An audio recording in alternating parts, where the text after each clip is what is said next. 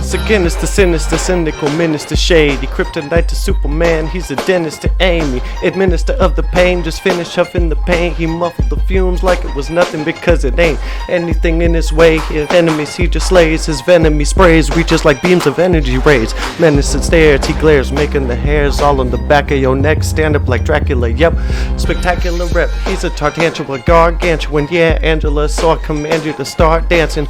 Part Manson, part Hannibal, part mechanical shark, throwing animal parts at Scarlett Johansson. Enter my gas chamber, you gangsta my ass. He got his fangs to your neck, he's gonna strangle your ass, dog.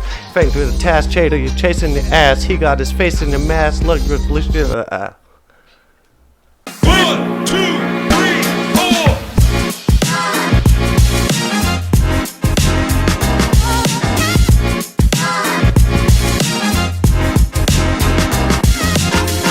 Welcome back, fuckers, to another week of the Fantasy Freestyle Podcast.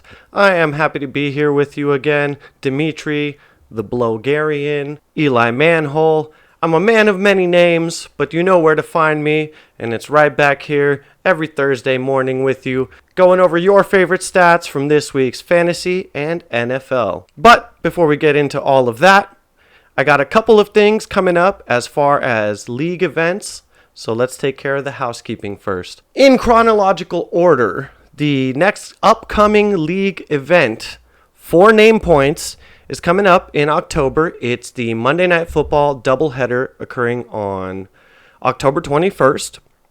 That's going to be Ravens at Bucks and Chargers at Cardinals. Now, we're going to see what's going to happen with the Ravens at Bucks with the whole hurricane situation. Best wishes to everybody out there, and prayers out, hoping for the fastest resolution as possible. But we still got the Chargers at the Cardinals regardless. Now, I want to work a new location into our rotation. And some of you may have been here to this bar with me before, and it's a good bar, and it's still in the same general area as the other bars we have the league meetups at. And it is Distill on Decatur and Silverado Ranch. It's actually on Pile in Decatur, to be more specific, but it's a cool little bar. They got good food there. There's a pool table, and I think it's a cool place where we can go watch a game that's not one of the two PTs or Buffalo Wild Wings. Not that there's anything wrong with those places, but just a new place we want to work in. The address for that is 4830 West Pile Street or Avenue or whatever the fuck it's called. But once again, October 21st, Monday night, doubleheader. I will see you guys there. Next up, very important league news, upcoming, and we've been talking about this one, Bung Reamers Flag Football. We already talked about it in the group chat for a date. Enough people said that they're down for Monday, November 4th at 6 p.m. And this is going to be at Ed Fountain Park, which is on US 95 in Decatur. It's by Chef's House, but this is a park with the full football field, with the markings, with the uprights, and it has lights that are on at night. We've played there before at night. But the only thing that's still pending, Chef is just going to drive by in one of these next couple days just to confirm that the lights are on at night. But Ed Fountain Park, 95 in Decatur, November 4th at 6 p.m., flag football. Bring your A games. We've all been talking shit. It's been years in the making, and so you won't want to miss it. Now, how about we talk about some fantasy football? So going into the weekly review, I like to try to cover all the trades that happen in our league. And we had one pretty major one happen this week, and that was between Donnie and Henny, where Donnie traded away David Montgomery and got in return Cooper Kupp, DeAndre Swift, and Clyde Edwards-Helaire. Now, at first, when you look at any Threefer trade, it always looks like a lopsided offer.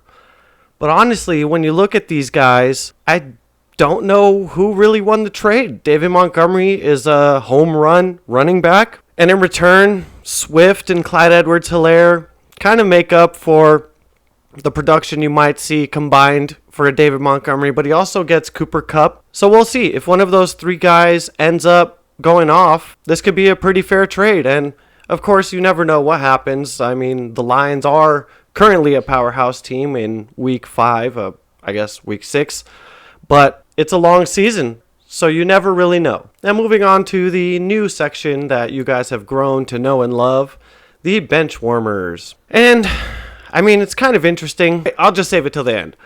Starting off at the list, Jalen Hurts had Isaiah Likely with 14.8 and Brandon Ayuk with 18.7. Chef left Tank Bigsby on his bench with 28 points.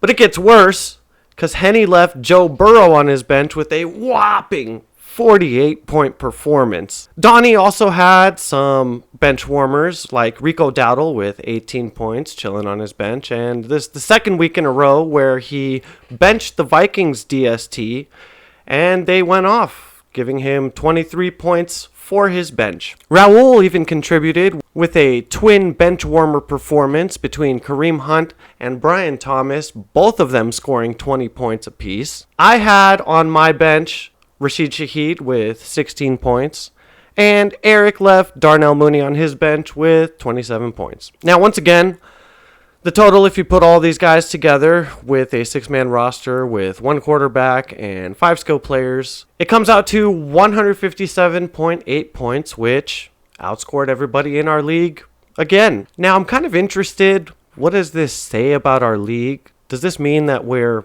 bad at picking the players that are supposed to be good? Or is this something that is normal for every league?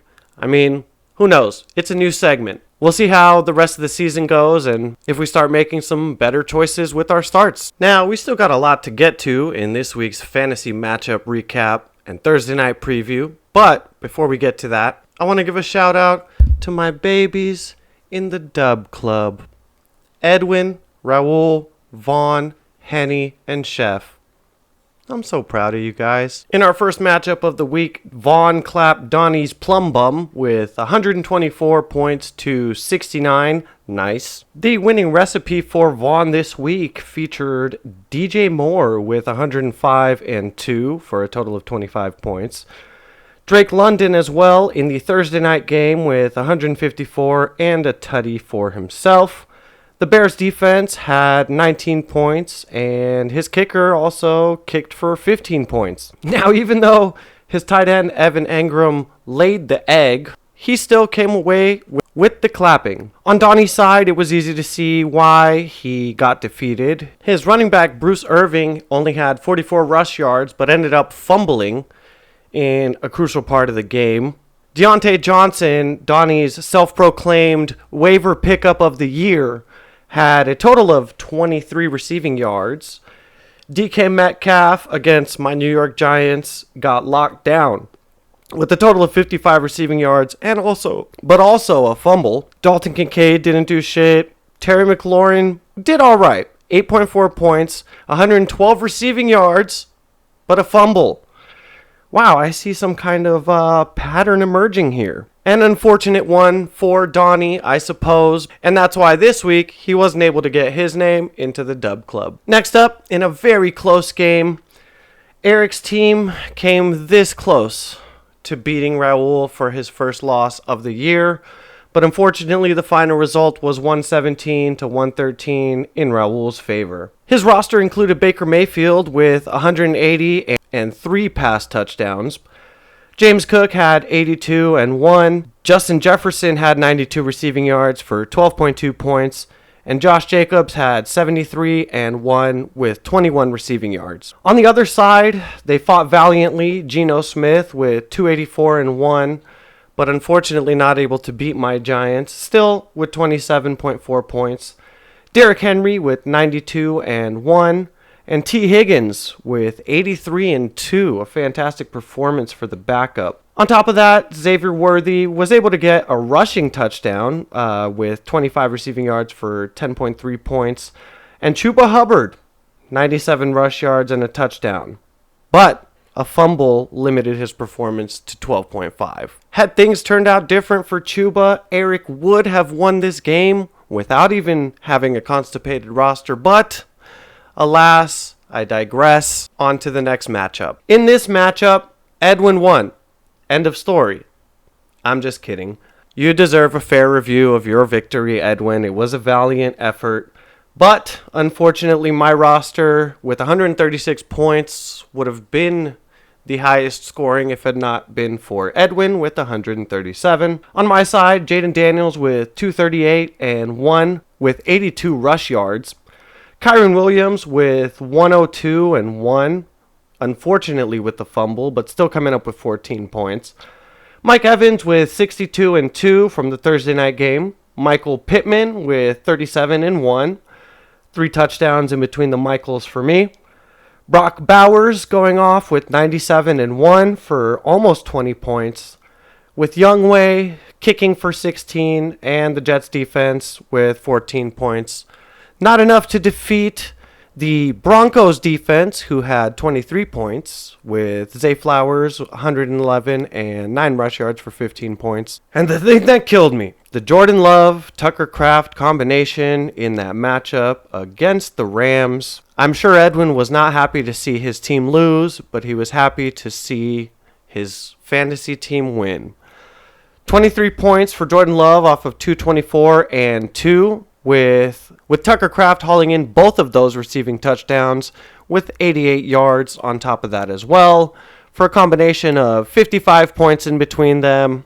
And just as cherry on the cake, Garrett Wilson went for 101 and 1. Henny defeated Greg on his way to a perfect record of 5-0 with a total score of 119 to 91, thus instituting a clapping on the part of Henny. He had Brock Purdy with 244 and 1 with 2 interceptions, which limited his performance to 17.5. Still a good game. DeAndre Swift had 73 and 1.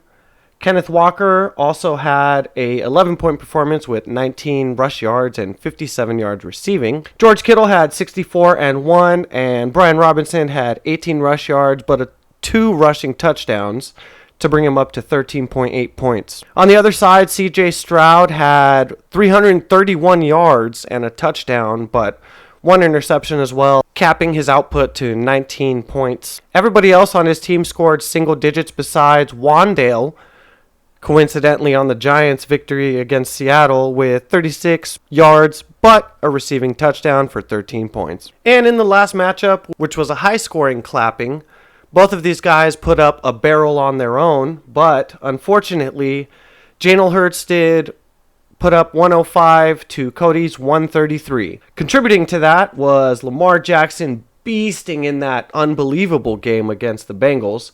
348 with 4 passing touchdowns and 55 rush yards, 41 points with a fumble, which means he would have been at 46.9, almost 47 points. Ramondre Stevenson also had 89 yards and 1 rushing touchdown, and Chris Godwin had 64. Nico Collins had 78 and 1, and Kaimi Fairbairn being the only other person to score double digits on Chef's roster. On the other side, Dak Prescott had 352 and 2, but also 2 interceptions and a fumble. So he ended up with 20 points. Jamar Chase tried his best to pull through for Jalen Hurts with 193 yards and 2 touchdowns for 36 points.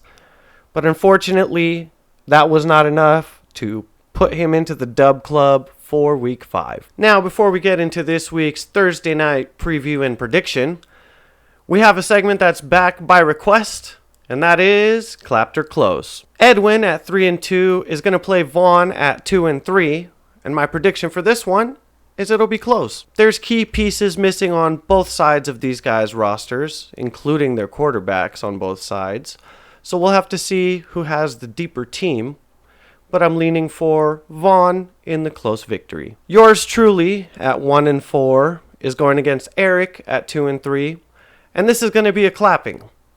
Eric is going to clap me. He has 2 of the best running backs in the league, and I, for some reason, just haven't been able to pull it together with my roster. Now, this is the real matchup to watch. The matchup of the week. The Battle of the Titans. Henny at 5-0. Raul at 5-0. One of these 2 guys is going to lose their undefeated record. My prediction? It's going to be close. Both rosters are stacked. These are the 2 Goliaths of the year. There's really no way to predict what's going to happen. But that being said, go Henny. Donnie at 2-3 versus Chef at 2-3. Call it the battle of the layer homies. And I think Chef is getting clapped. Looking at the two lineups, Donnie has a much more reliable looking roster. And, Chef is still starting Mark Andrews, so. And the last one of the week, Janel Hurts at 2-3 is playing Greg at 1-4. And I think this one is going to be close. I'm leaning towards Greg's side, just ever so slightly. I think his roster has a little bit more depth. Janel Hurts is starting guys like Antonio Gibson, so he's hurting for depth. On to the Thursday night preview. Tonight, we'll be watching the 49ers going to Seattle to take on the Seahawks in a interdivision battle.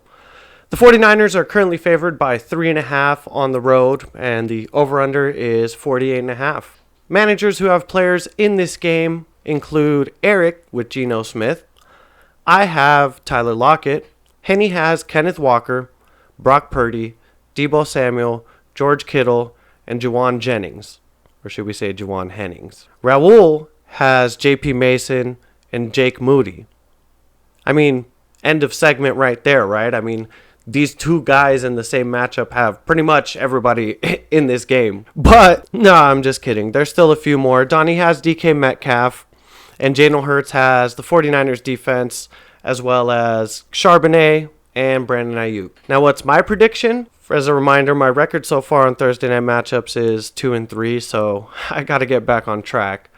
And in this game, I'll take the over. Over 48.5.